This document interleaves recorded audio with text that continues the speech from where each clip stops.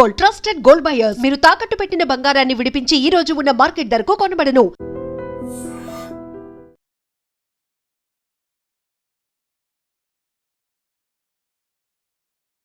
Hi, hello, నమస్తే, welcome back to iDream media. ఈ రోజుల్లో అంటే ఈ వర్షాకాలంలో రోడ్ల పరిస్థితి ఏ విధంగా ఉంటుందనేది ప్రతి ఒక్కరు కూడా ఎక్స్పీరియన్స్ చేస్తున్నారు. వర్చువల్గా ఇన్స్టాగ్రామ్లోని ఫేస్బుక్లో చూస్తూనే ఉన్నారు. అయితే ఈ రోడ్లు ఎలా ఉంటున్నాయి, దానికి తగ్గ ట్యాక్స్ మనం పే చేస్తూనే ఉన్నాం. మనం డబ్బులు కడుతూ కూడా ఈ అవస్థ మనకు అవసరమా?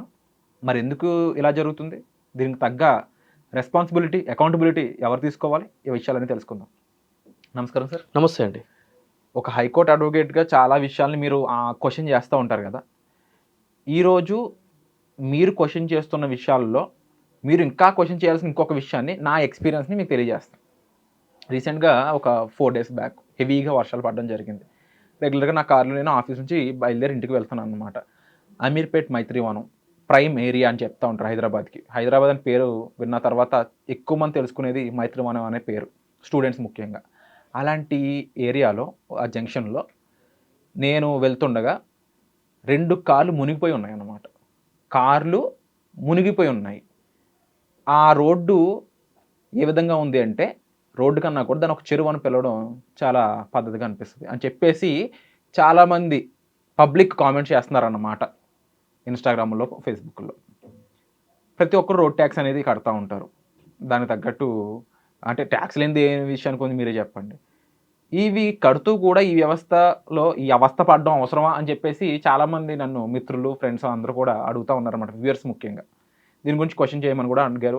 యాజ్ ఏ రైట్ అనలిస్ట్గా మిమ్మల్ని అడుగుదాం అనుకుంటున్నాను. దీనికి సొల్యూషన్ ఏంటి? మరి దీనికి అకౌంటబిలిటీ ఎవరు తీసుకోవాలి? ఎవరిని మనం అడగాలి? ఫస్ట్ ఆఫ్ ఆల్ 5 రోజుల క్రితం సుప్రీంకోర్టు వారి దృష్టికి గురువాయర్ ఇన్ఫ్రాస్ట్రక్చర్స్ ప్రైవేట్ లిమిటెడ్ అనే ఒక company, national highway authority of India వారు అప్పీల్స్ అనేది వేయడం జరిగింది.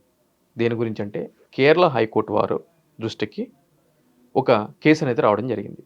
ఆ కేసు ఏంటంటే, కేరళలో ఒక నేషనల్ హైవే మీద 65 కిలోమీటర్లు గమ్యం చేరడానికి 11 గంటల సమయం పట్టింది వాహనదారులకి. ఎందుకు అనంటే కనుక ఆ రోడ్ అంతా కూడా పాడైపోయి పాట్ హోల్స్ తోటి మొత్తం చిందర వందరగా అయిపోయింది. ఇంప్రాపర్ రోడ్స్ గట్టిగా చెప్పాలంటే. అంటే మీరు అర్థం చేసుకోండి, 65 కిలోమీటర్లకు 11 గంటలు అంటే కనుక ఎటువంటి పరిస్థితుల్లో ఆ రోడ్డు ఉందో, మొత్తం కొట్టుకుపోయి గుంతలు పడిపోయి నానా బీభత్సంగా ఉంది. అయినా కూడా అక్కడ NHAA ఆ సంబంధించిన కాంట్రాక్టర్ టోల్ ట్యాక్స్లు వసూలు చేస్తున్నారు. దానికి సంబంధించి కొంతమంది వ్యక్తులు కేరళ హైకోర్టు వెళ్తే, కేరళ హైకోర్టు వారు ఏం చెప్పారు అని అంటే కనుక, మీరు టోల్ ట్యాక్స్ తీసుకునేదే మీరు ఒక మంచి రోడ్లు కల్పించడానికి, అంటే వాహనదారులకి ఎటువంటి ఇబ్బందులు కలగకుండా సవ్యంగా వాళ్ళ యొక్క ప్రయాణం సాగడానికి కావాల్సినటువంటి రోడ్లు కల్పించడానికి. కానీ 65 కిలోమీటర్ల దూరానికి 11 గంటల సమయం పట్టింది అంటే కనుక అది పూర్తిగా కూడా మీ యొక్క వైఫల్యము. కాబట్టి టోల్ ట్యాక్స్ కట్టకూడదు, మీరు ఆ విధంగా వసూలు చేయకూడదు అని చెప్పి ఉత్తర్వులు ఇవ్వడం జరిగింది. కేరళ హైకోర్టు వారు ఇచ్చిన ఉత్తర్వుల మీద సుప్రీంకోర్టుకి వెళ్తే, సుప్రీంకోర్టు వారు కూడా కేరళ హైకోర్టు తీర్పును సమర్థిస్తూ, అవును, ఒక సముచితమైన సవ్యమైన రోడ్లని మీరు వాహనదారులకి కల్పించలేదు కాబట్టి వాహనదారుల దగ్గర నుంచి మీరు టోల్ ట్యాక్స్ కలెక్ట్ చేయొద్దు అని చెప్పని తీర్పునివ్వడం జరిగింది. క్లియర్? ఇప్పుడు నేను ఏమంటున్నా అంటే, మీరు ఏదైనా సరే ఒక వాహనం కొనేటప్పుడు life tax, nothing but road tax అంటారు దాన్ని, జీవితకాలానికి పే చేస్తున్నారు. ఎందుకు అని అంటే కనుక, మీరు సదరు రోడ్ల మీద సవ్యంగా మీ యొక్క ప్రయాణం సాగడానికి రాష్ట్ర ప్రభుత్వం అటువంటి రోడ్లని కల్పించాలి. కానీ ఈరోజు మీరు చూసుకుంటున్నా ఉంటే, మీరు అమీర్పేట ఒక్కటే మీరు చూస్తున్నారంటే, మీడియా అంతా ఫోకస్ చేసింది కాబట్టి, మీరుండే ఏరియాలో మీ గల్లీలో రోడ్లు ఏ విధంగా ఉన్నాయి అనేది మీకు తెలుసు. నేనుండే ఏరియాలో ఆ రోడ్లు ఏ విధంగా ఉన్నాయనే ఆ విషయం నాకు తెలుసు. నేను ఉప్పల్ నియోజకవర్గం కాప్రాలో ఉంటాను. ఈరోజు ఆ సదరు కాప్రా ప్రాంతంలో నేను ఆ రోడ్ల మీద ప్రయాణించాలి అంటే కనుక మినిమం SUV వెహికల్స్లో మాత్రమే ప్రయాణించగలగాలి. అంటే ఆ వెహికల్స్ మాత్రమే ఎంతో కొంత ఆ రోడ్ల దుస్థితికి ఆ రోడ్ల మీద ప్రయాణించగలవు. అది ఓకే, అది డబ్బున్న వాళ్ళు. మరి మధ్య మిగిలిన సామాన్య కుటుంబాలు అంటే 4 wheels చిన్న వెహికల్స్ ఉంటాయి కదా, స్కూటీల మీద చిన్న 2 wheelers 4 wheelers లో కూడా చిన్న వెహికల్స్ ఉంటాయి కదా, ఆ వెహికల్స్ కూడా వెళ్ళలేని పరిస్థితి. 2 wheelers గురించి మీరు మర్చిపోండి. ఎటువంటి పరిస్థితి ఉంది అంటే కనుక, పిల్లల్ని తీసుకెళ్లే తల్లిదండ్రులు ఆ రోడ్ల మీద ప్రయాణించలేక పిల్లల్ని స్కూల్కి పంపించట్లేదు అని అంటే కనుక అటువంటి దిక్కుమాలిన దౌర్భాగ్యమైన పరిస్థితి ఈరోజు హైదరాబాద్లో ఉంది. ప్రత్యేకించి నేను రోజు అనుభవిస్తున్నాను కాబట్టి మా ఏరియాలో ఉంది. రైట్. సో ప్రతి ఒక్కళ్ళు కూడా ఎస్యూ వెహికల్స్ కొనుక్కుని అటువంటి దౌర్భాగ్యమైన దారుణమైన రోడ్ల మీద ప్రయాణించేటువంటి పరిస్థితి ఉంటుందా? ఉండదు. ఈ రోజు మనం చూసుకున్నట్లయితే కనుక ప్రతి ఒక్కళ్ళు ప్రభుత్వానికి ట్యాక్స్ అనేది కట్టడం జరుగుతుంది. మీరు కొనే ఫినాయిల్ బాటిల్ మీద దగ్గర నుంచి పేస్ట్ దగ్గర నుంచి ప్రతిదీ కూడా ట్యాక్స్ కడుతున్నారు. ఎస్పెషల్లీ వాహనానికి సంబంధించి వాహనం యొక్క ఇంజన్ సామర్థ్యాన్ని బేస్ చేసుకుని మీరు రోడ్ ట్యాక్స్ అనేది వసూలు చేయడం జరుగుతుంది.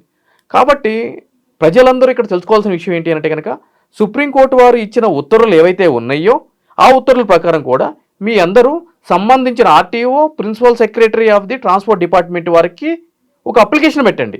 ఏంటి అని అంటే కనుక మీరు మాకు సముచితంగా ప్రయాణించడానికి సవ్యంగా ప్రయాణించడానికి రోడ్లు ప్రొవైడ్ చేస్తామని చెప్పి లైఫ్ ట్యాక్స్ తీసుకున్నారు, కానీ మీరు ఆ విషయంలో ఫెయిల్ అయ్యారు కాబట్టి మా దగ్గర నుంచి తీసుకున్న లైఫ్ ట్యాక్స్ మాకు వెనక్కి ఇచ్చేసేయండి. రోడ్లైనా బాగా చేయండి, మా ట్యాక్స్ అన్న డబ్బులు వాళ్ళు రోడ్లు బాగు చేయరు బ్రదర్. రోడ్లు ఎప్పుడు బాగు చేయాలి? రోడ్లు బాగు చేస్తే బాగానే ఉంటుంది కదా. ఇది ఈరోజు ప్రతి సంవత్సరం కూడా ఇటువంటి సమస్య కదా ఎదుర్కొనేది. అలవాటు అయిపోతుంది ప్రజలకి. అంటే ముఖ్యంగా ఆర్టీఓనే ఇక్కడ విషయం తీసుకొచ్చారు కాబట్టి జనరల్గా ఆర్టీఓలో పనులు అంత ఈజీగా అవుతాయంటారా? మీకు తెలియదు కాదు. నేనేమంటున్నానంటే ఫస్ట్ ప్రజల నుంచి అటువంటి చైతన్యం వచ్చింది అనుకోండి, క్వశ్చన్ చేసే తత్వం ఏర్పడింది అనుకోండి, ప్రభుత్వాలు దాని మీద సమీక్ష చేస్తాయి. ఈ రోజు ఈ ప్రాబ్లం అనుకునే వాళ్ళు ఎక్కువ మంది ఉన్నారు కదా, మరి వాళ్ళు ఈ ప్రాబ్లం ఫేస్ చేయాల్సిన తప్ప వేరే ఆప్షన్. మీరు ఇంతకు ముందు ఏమన్నారు? ప్రతి ఒక్కరు ఎస్యూ వెహికల్స్ కొనగలరా అని చెప్పని అంటున్నారు. కొనలేరు, కరెక్టే. మీరు ఎస్యూ వెహికల్స్ కొనలేరు, అటువంటి ఆర్థిక సామర్థ్యం లేదు, స్థితి లేదు. ప్రశ్నించడానికి ఆర్థిక మూలాలతోటి ఏమైనా సంబంధం ఉందా? మీరు అగ్రీడ్ పార్టీ అయితే సరిపోతుంది కదా. అంటే అది కూడా ప్రశ్నించారా?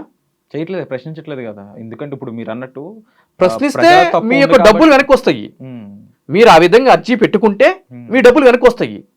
ఎట్లా వస్తాయి అంటే ఇంతకు ముందు నేను చెప్పాను కదా. అంటే వీళ్ళనే కాదు, ఇప్పుడు నేను చూస్తే కొన్ని ఏరియాల్లో మోసాపేట అయి ఉండొచ్చు, లేకపోతే కొన్ని హైదరాబాద్లో ఉన్న ప్రైమ్ ఏరియాస్లో గేటెడ్ కమ్యూనిటీస్ ముందున్న రోడ్లు చాలా అధ్వానంగా ఉంటూ ఉంటాయి. అంటే ఇది నాకెందుకు అనుకుంటున్నారు కాబట్టే కదా అలా ఉంటున్నాయి రోడ్లు. ఇప్పుడు నేనుండే కమ్యూనిటీ ముందు కూడా వర్షం వచ్చింది అని అంటే కనుక కార్లు వెళ్ళే పరిస్థితి ఉండదు, పడవల్లో ప్రయాణించేటువంటి పరిస్థితి ఉంటుంది. ఆ చుట్టుపక్కల కూడా అన్ని గేటెడ్ కమ్యూనిటీసు, విల్లాసు, అపార్ట్మెంట్స్ అన్నీ ఉంటాయి. దగ్గర నియర్ బై ఒక 10,000 కుటుంబాలు అక్కడ నివాసం ఉంటాయి. గేటెడ్ కమ్యూనిటీలు అవి అంటే మీకు తెలిసిన విషయమే. అంటే ఎటువంటి పరిస్థితుల్లో ఉండే వ్యక్తులు ఉంటారు అని చెప్పని ప్రశ్నించరు. గ్రూపుల్లో చూస్తారా, మీకు ఆపరేషన్ సింధూర్ని మించిపోతారు. ఆ గ్రూపుల్లో వాళ్ళు చేసే యుద్ధాలు ఆపరేషన్ సింధూర్ కూడా పనికిరాదు. వాట్సాప్ గ్రూపుల్లో ఆ విధంగా యుద్ధాలు చేస్తారు. బయటకు నుంచి ప్రశ్నిస్తారా? ప్రశ్నించరు. ఈరోజు ఈ విధంగా లైఫ్ ట్యాక్స్ అని నిజంగా ఎందుకు మీరు రోడ్డుకి ప్రొవైడ్ చేయలేనప్పుడు ఎందుకు మరి ఎందుకు వసూలు చేయాలి లైఫ్ ట్యాక్స్ వాహనాల మీద? మీరు ఇది అడిగినప్పుడు నాకు అనిపించింది, మనం ప్రశ్నించడం లేదు కాబట్టే పనులు ఆ విధంగా ఉన్నాయి అనేది. అయితే ఇందులో తప్పు వేరే అంటే ప్రభుత్వం ఇంకో దాని అనేది కంటే కూడా అడగలేకపోతున్నాం కాబట్టి అడగందే అమ్మాయిని అన్నం పెట్టదు అన్నట్టు ముందు అడగట్లేదు కాబట్టి తప్పు మన మీదే, జనాల మీదే కనిపిస్తుందని కూడా అనొచ్చు ఇందులో. అయితే మీరు అన్నట్టు ఎప్పుడైతే ప్రశ్నించే తత్వం వాళ్ళకు వస్తుందో మార్పు కూడా వాళ్ళ జీవితాల్లోకి అప్పుడే వస్తుంది అనడంలో ఎటువంటి డౌట్ లేదు. ఒక వాట్సాప్లో ఒక మెసేజ్ పెట్టడం ఆయనంత ఈజీగా ప్రశ్నించగలిగే మనిషి ఆ పని చేయకపోవడానికి గల కారణం ఏమై ఉంటుంది అంటారు? ఇప్పుడు ఈ రోడ్డు మీద నేను ఒక్కడనే వెళ్తున్నానా? నాతో పాటు నేను కాకుండా కొన్ని 100 మంది, కొన్ని 1000 మంది ప్రయాణిస్తున్నారు. సమస్య నాకు ఒక్కడికే ఉందా? నా ఒక్కడి వెహికలే ఖరాబ్ అవుతుందా?